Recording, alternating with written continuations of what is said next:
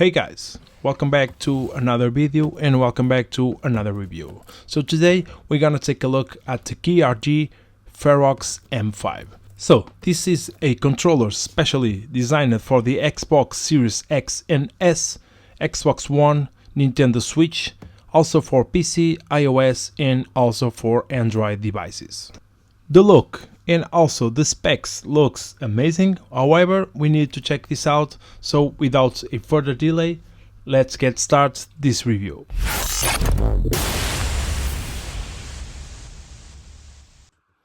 And of course, we're gonna open up the box and see what we get when we buy one of these FERROX M5. And of course, being a wireless controller is also expecting to have one of these USB little adapters, so that's what we get right on the top. Right after we can see the FERROX M5 controller, and let me say that it looks much better than the pictures. It really looks amazing, it really looks beautiful, but let's put it aside for now and see what else we got in the box. And we got, of course, the USB-C cable for charging the controller and also a little instruction manual. So, looking at the controller itself, the very first thing that stands out is the faceplate. It's got this transparent, translucent style that honestly looks really nice. The size and the weight, it's almost like the original Xbox controller, so at this point it's looking good as well. Moving on to the buttons, on the back we got the RB, LB, LT and RT triggers along with the USB-C ports. So now the rear triggers are quite interesting. They are basically short shooters. What it means is they stop the RT and LT buttons from going all the way down, give you a much quicker response. Then we also have the N1, M1, N2 and M2 buttons, which are fully customizable, so you can assign macros for whatever functions you need. On top of that, there's also a power on off switch for the controller, of course, a reset button and even a dedicated audio input. Looking at the front panel, of course, we've got the left and right analog sticks, and the cool thing here is that these are all effect sticks. So, which means basically you never have to deal with stick drift in your life with these controllers. Still have, of course, the D-pad. We also have this home button right in the center. We have the Xbox View button, this one right here. We also have a share button right in the center, and on the right side we have the classic menu button. Of course, we still have the XY AB layout, and for the last we have a turbo button right here on the bottom. Now, just a quick warning here. I know there can be some issues and I wasn't fully aware of them since I'm not an hardcore gaming, especially on Xbox, but basically Microsoft can be very picky with third-party controllers, especially wireless ones or USB devices that they don't officially recognize. But according to the brand and according that's what they told me, this controller shouldn't have any problems, and if anything does came up, they promise a fix within 24 to 48 hours, so I hope you're pretty much covered. So that being said, once again, I think we can all agree that this controller looks way better in person than it does on the box, but now I'd say it's time to power it up and put it to the test. I'll show you a bit more about what you can configure on the controller, like the vibration, the LEDs and a few other features, so let's plug it in and do a quick test.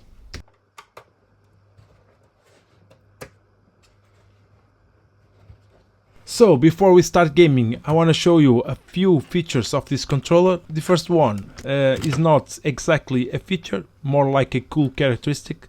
The faceplate is removable, as you can see. I'm not sure if you know this, but from the reviews I've seen, hardly anyone mentions it, but yet it's really removable.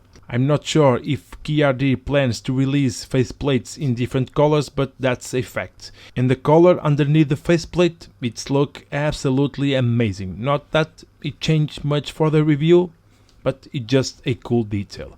The faceplate stays in place using magnets that cover the screw holes.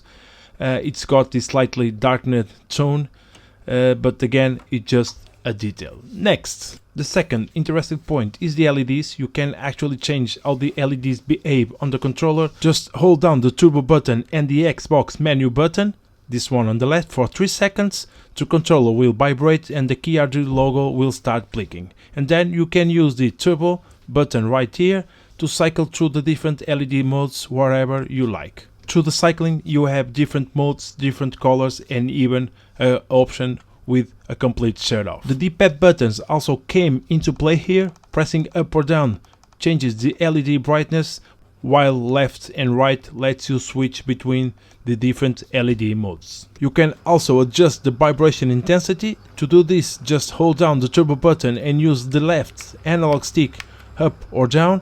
It's a bit tricky to show you here, but from what I understood, there were about 3 or 4 levels up and 3 or 4 levels down. Personally, I like to max it out, so I set it up all the way up. And the last thing I want to show you, which I think it's pretty important, especially if you don't have an original Xbox controller, is that you can actually turn on the Xbox using the QRD controller without touching the console. You can do it remotely, just like you do with the original one. So, with all the specs covered and every detail checked out, it's finally time to test it out. I'll play a few games on the console, maybe even on the PC, and at the end I'll give you a proper verdict to see if this controller is really as good as it seems.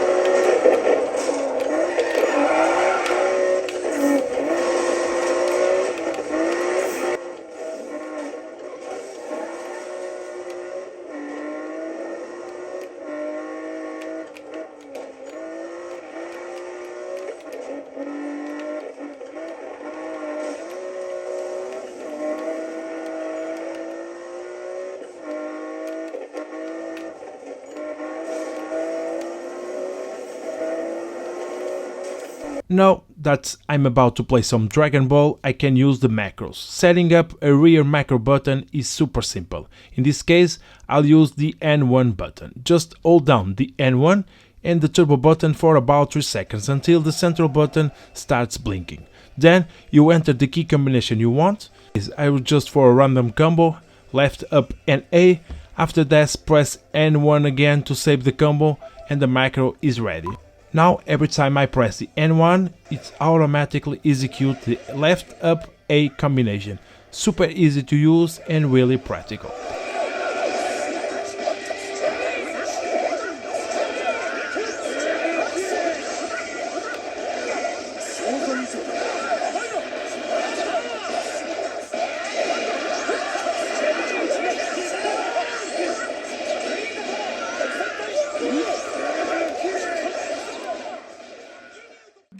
On the PC it works exactly like on the Xbox. Plug and play, no issues at all, no software installations needed, just plug it in, configure a few buttons if you want, and that's it.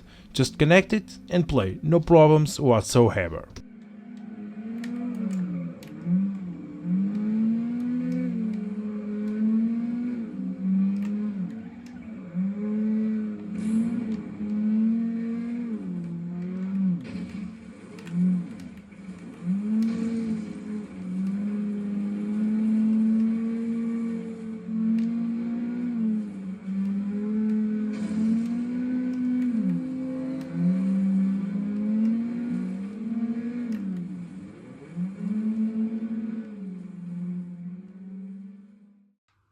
So, what are my final thoughts? Looking at the features, we got a controller with Hall effect sensors in the triggers and analog sticks.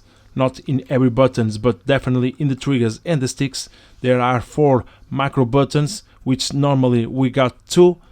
We also have the rear trigger reducers, which shorten the trigger travel, I think from 7mm to 5mm, giving you better precision, especially for shooter gamers. We're talking about professional lever controller features, so usually found in models costing way more than this one. So to sum it up, these are features normally reserved for much more expensive controllers. So considering the price this controller is at right now, combined with this gameplay, which I tested and didn't notice any difference from the original Xbox controller, the feel is basically the same as an Xbox One controller, which is exactly what it's meant to replace. Of course, you do need to deal with the USB dongle, which isn't ideal. I personally prefer Bluetooth.